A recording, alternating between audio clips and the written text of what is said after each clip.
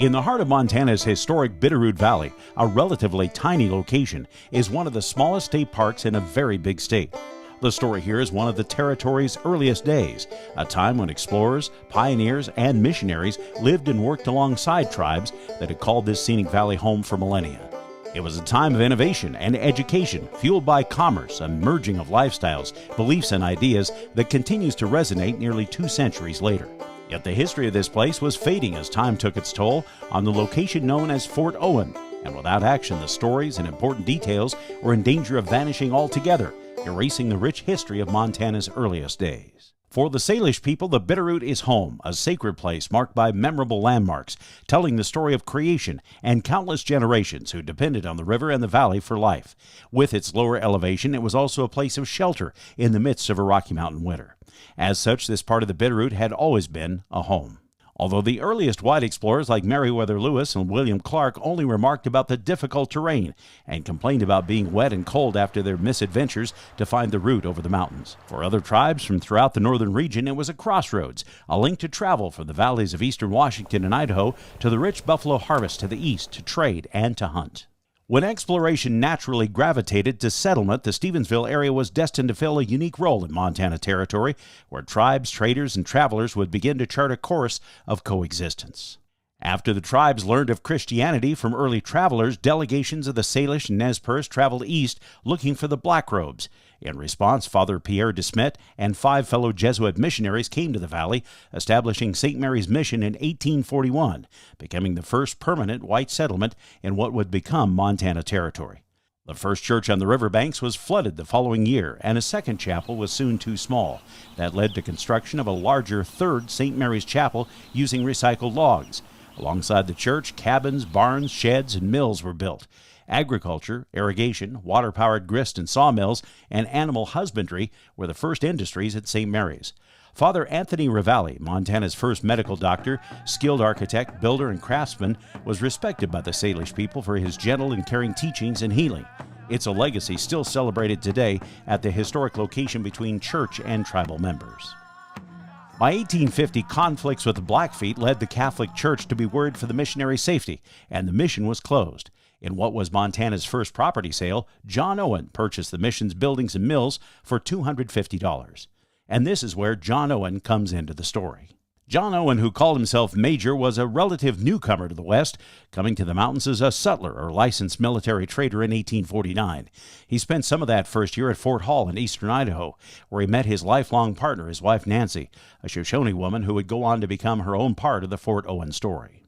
We know that Major Owen resigned his military job and made his way 300 miles north to the Bitterroot that first winter, where he formed a much different opinion than the weary explorers decades before. Befriending the Jesuits, he learned of the mission's closure, and likely impressed by the agricultural opportunities afforded by the low-elevation valley, Owen closed the deal. While the chapel was burned with church policy to keep it from being desecrated, Owen had other buildings and equipment to get a start.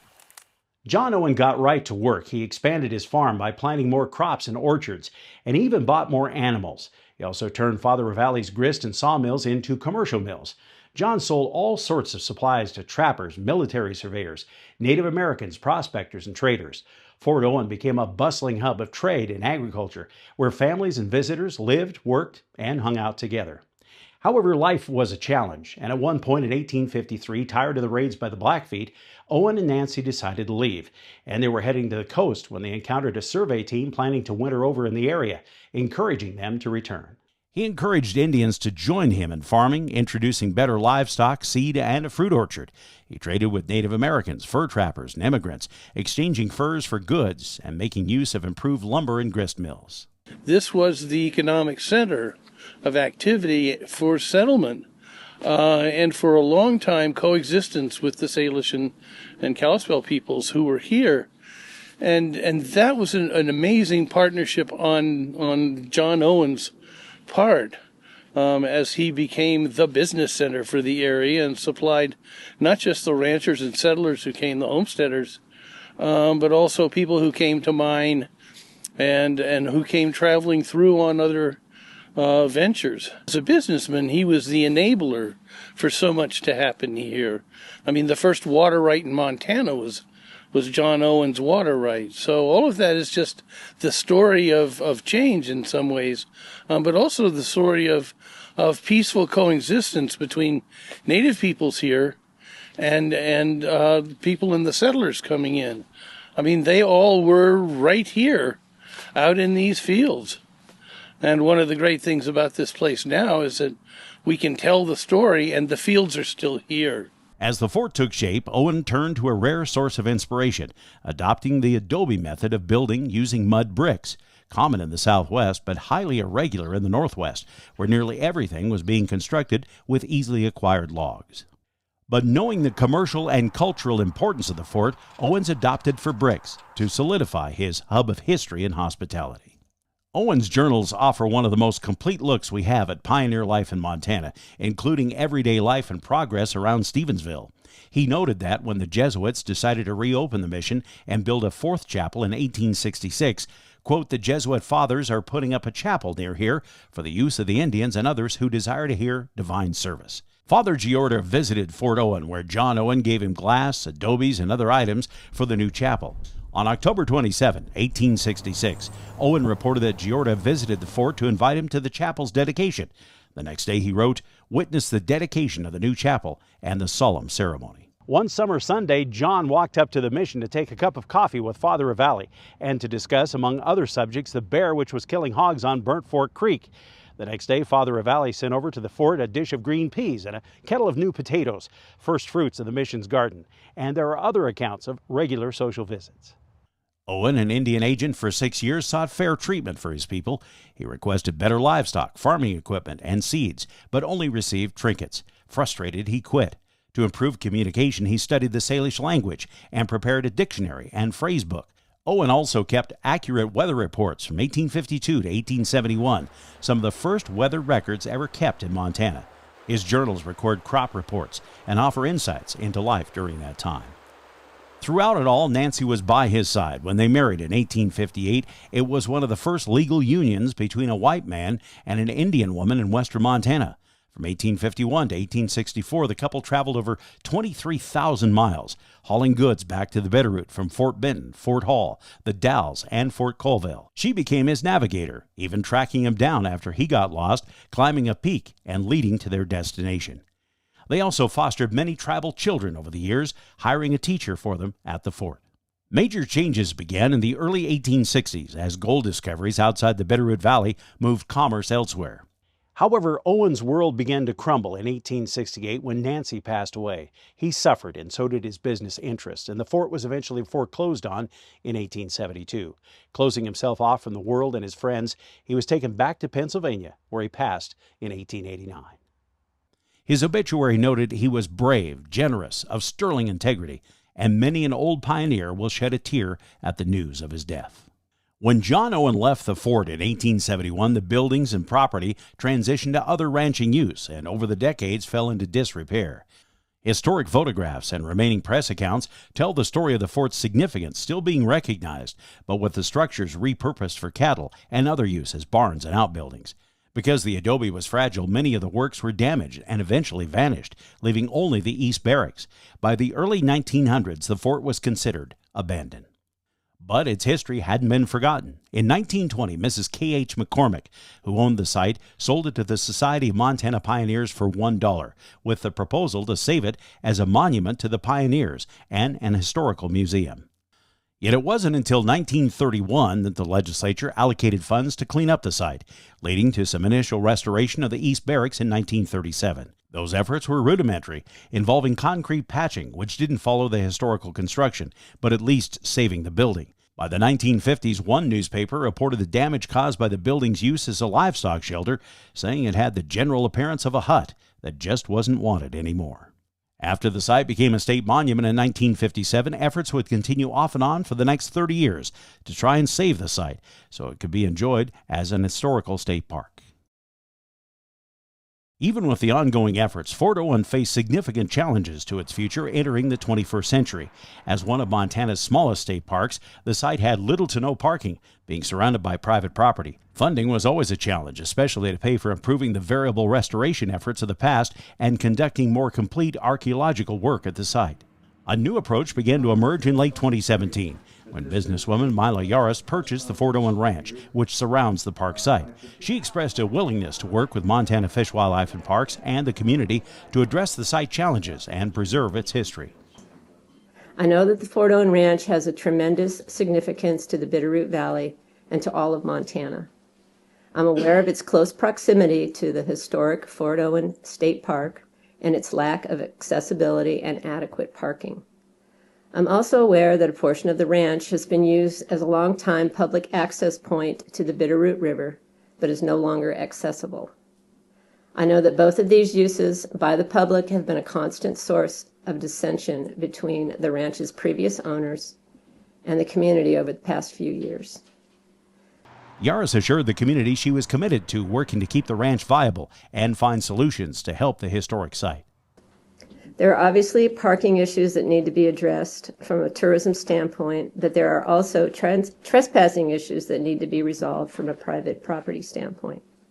At the same time, the Friends of Fort Owen was organizing, creating a new commitment to find those solutions and rescue the site for future generations through public-private partnerships. Yeah, that's the only way to go, because not everyone has all the solutions to every issue, and I know that we have in the community people who are excited about sitting down and say, what can we do to help them be successful, as well as what we would need from them to enhance the site for the benefit of the public. So it's all really exciting news, and we're really looking forward to, when the dust settles, sitting down with her and talking about what we can do to mutually beneficial end.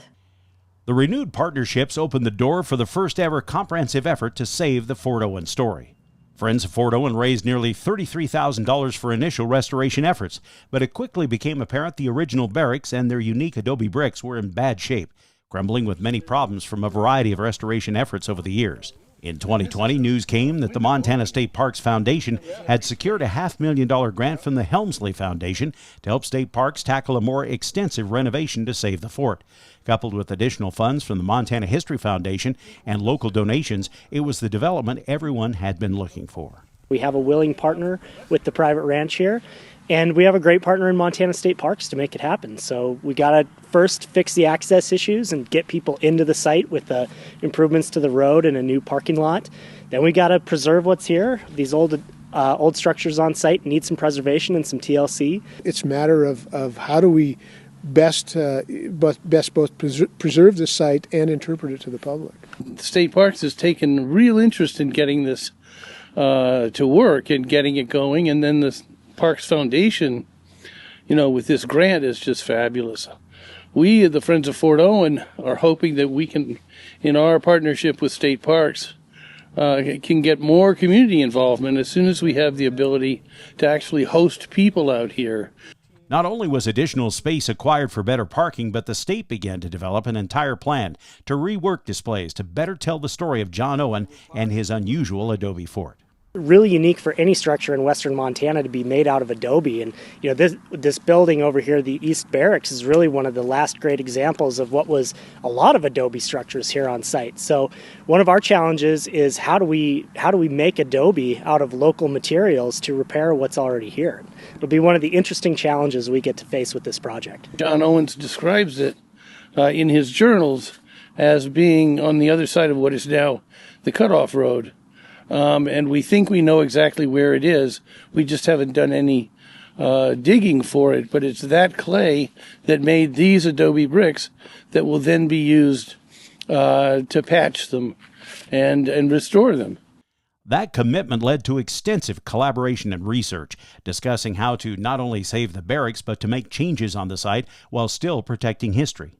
As the project progressed, all of the partners helped to carefully develop work plans, discuss challenges as they came up, and watch for new secrets. A perfect example of that was the archeological survey before the new parking area was built, which led to several discoveries, providing further depth to the site's importance. By the summer of 2021, the initial site improvements were complete. The partnership was really able to come together, and the funding that we were able to raise as the Montana State Parks Foundation, combined with the vision of the Friends of Fort Owen and the Get It Done of Fish, Wildlife, and Parks. However, some of the most critical work remained: the restoration of the adobe wall of the barracks, and the big question, how to find the clay Owen's workers used to keep the fort as authentic as possible. A local source would be best for a light gray clay material, and it can even be a clayey soil that we can compact into adobe blocks, adobe bricks, to demonstrate how John Owen built this fort to begin with in the mid-1850s, which is its own unique story, using Mexican labor, which is interesting, and to do a good match to ultimately repair the damaged portion of the East Barracks wall. Any light gray clayey soil, for example, would also be possible to work and to mold into adobe blocks. The question of why John Owen had chosen adobe for his fort seems to boil down to a choice to use an affordable, sturdy building material common in the American Southwest. And while Fort Owen is the earliest example, there are a handful of other later adobe sites in Montana. It's just a fascinating building material. You don't see it this far north all the time, but Montana actually has a rich history in adobe that not a lot of people know about. While thousands of early structures in Montana would be built with wood, adobe offered permanence, better defense, and the warm in winter, cool in summer construction for pioneer comfort, not to mention being more fireproof. Early people in Montana history that came out here and built adobe structures, they would have been familiar kind of with that history in the Southwest, maybe not experts on it, but they would have known about its existence. And this is actually where some of the earliest Mexican-American presence in the state of Montana, the future state of Montana, would come from, because nobody builds it better than the folks down in New Mexico. That search for a source of clay to remake the adobe bricks turned into a real detective story, as locations along the Bitterroot River and around the valley became possibilities. Searchers prowled through Owen's journals and checked other historical accounts. After local news coverage, the Friends began receiving tips. And I got a call from a guy who had retired from Yoder's Pit, gravel pit, 2 miles east of here. He said, "We've got some clay, we can't sell it. I think you ought to come and take a look at it." And we took that stuff, brought it back, I mixed it up, I made some adobes with it, and I made a bunch of different mixes to try to get to the right mix, which turns out to be about 1/3 to 30%, 25% of this clay material. The Soil Conservation Service team came out, helped us with it, took a look at it, and said, that's not Lake Basin clay. That's tertiary clay. It could be 1.5 million. It could be 2 million years old. Turned out there was a little more history to the history than we thought there was. More history to the clay itself, than we thought, and I mean much, much older. Confirmation of a reliable source of clay for the adobe helped with one of the biggest questions, whether it was better to just stabilize the existing barracks wall, try and restore the original construction, or completely reconstruct the wall using new materials. That led to careful and thoughtful discussions about authenticity and methods. The Friends contacted an architectural conservator from Arizona who donated time to help the partners learn more about preservation and maintenance of earthen structures. In July 2022, Solomon Martin of Zula Services was contracted by FWP to start making new adobe bricks after an extensive search to find a specialist in historic masonry, combining the science and art of making bricks, eventually producing over 500 full-size bricks and more than 200 half-size bricks. Each brick was stamped with a Z, so future historians will be able to tell which were the replacements. Work included clearing broken and eroding bricks, replacing them with new adobe. Oakum was used as a traditional fill along the window casements, and some old bricks were remortared to be saved. Roof repairs were also effected to counter water erosion. One of the more exciting aspects of doing historic masonry is that we get to solve new problems every day. We're not just dealing with mud and rectangles. We get to really explore and experiment and solve problems, and that just makes getting up and going to work every day just that much more fun. After much trial and effort and experimenting, Solomon found a recipe that worked to make the adobes needed to restore the barracks. Peer review continued throughout the project to make sure historical authenticity was preserved, but also that the wall was stabilized. It's definitely a puzzle, and to also try and figure out the chronology of what's been done on the building so that we know what's original, what's been done, why it was done, and then physically what impact that's having on the building. And the part of the building we care most about is that east original adobe wall from 1860. And we don't want to undermine the structural stability of the wall. So we want to retain as much adobe as possible, and we want to be able to maintain its structural support and keep water out of the wall. There are different kinds of preservation that you can do to a structure. There's literally preservation, which is what we're doing here. So we're trying to keep as much of the original material as we can and replace little portions where we need to. And those are the conversations we're having here today, too, is about which parts do we need to replace, which parts can we leave, because we want to literally preserve as much of the structure as we can, that original material. Because that's part of the point, is you could walk up to this wall and look at it and know that someone 162 years ago was out in the field, probably just down over here, churning up the adobe and making the blocks and putting them in the molds and bringing them back over here with a horse and wagon and building this wall. And so that actual physicality of those people having been here is pretty remarkable.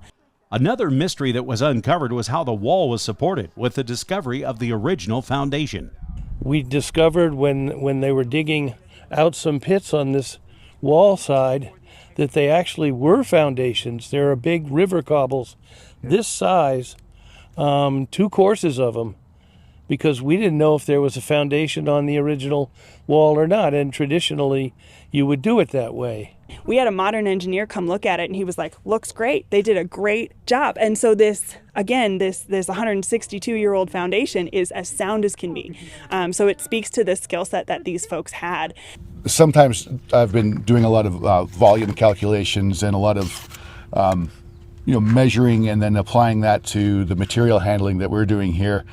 And the scope and magnitude of what these old cowboys were doing back in the day is really incredible. We're looking at literally hundreds of tons of material that was moved by hand and by wagon. There were no steam shovels, there was no equipment, there were no bulldozers, and just a little bit that we've done here with our Armstrong really gives you a really great appreciation for the old timers and what they were doing out here. While preserving history was the primary objective of this extensive project, helping current and future generations experience the story of Fort Owen is equally important. The Friends of Fort Owen are helping with a variety of efforts, including the first Mud Day in 2021, which gave adults and kids the hands-on experience at making the adobe bricks. It helps with not only understanding the history of Fort Owen, but a method of construction thousands of years old. It goes back to establishing a connection that we all can sort of identify with. Yeah. I mean, I don't know anybody who didn't like playing in the mud as a kid, building little mud castles, sand castles, and adobe is sort of the professional adult version of it. Essentially, all you need is mud, a binder like straw, or whatever you got on hand, and time. That's the 3 secrets to adobe right there. And he chooses this hacienda form because it's defensible. But the whole technology goes back to Mexico and to Spain and to North Africa and ultimately to Mesopotamia 8,000 years ago. In addition to the preservation of the barracks and buildings, FWP staff and their consultants completely updated the displays that tell the story of Fort Owen, its dedicated owner, and his diverse neighbors during the early days in Montana. Today, new signs and updated information relate the stories, but also the tales of complexity during a time of great change. We said, well, maybe we can go help that search and get some expertise to help state parks go through the deliberations of how do you go about preserving this historic piece without destroying it and still have the end product be something that is very historically in keeping with what's here. In a way, informing us how to take the lessons of the past and carry them forward into the future. And another example of the teamwork it takes to preserve those stories, extending to the ongoing efforts by the Friends of Fort Owen to protect this early example of Montana's cultural legacy and ingenuity. It really does. We're all part of a larger picture of a number of people who have a role to play, and that's what's been really interesting about this project. And Friends of Fort Owen is a local little organization, and we knew that state parks, this is such a unique resource that they didn't really maybe necessarily have the expertise in the agency, and so we thought we could help by helping find that expertise and offer it to state parks. And state parks has taken that expertise and applied it to their work and their specs and their contracts, and the contractor taking his skill, and the State Park Foundation, who has resources to bring to the tables. All this work has culminated in strengthening the historic building so that it will continue to be a place visitors can come and marvel and learn about the knowledge and perseverance of the people who came before us to make this place a home.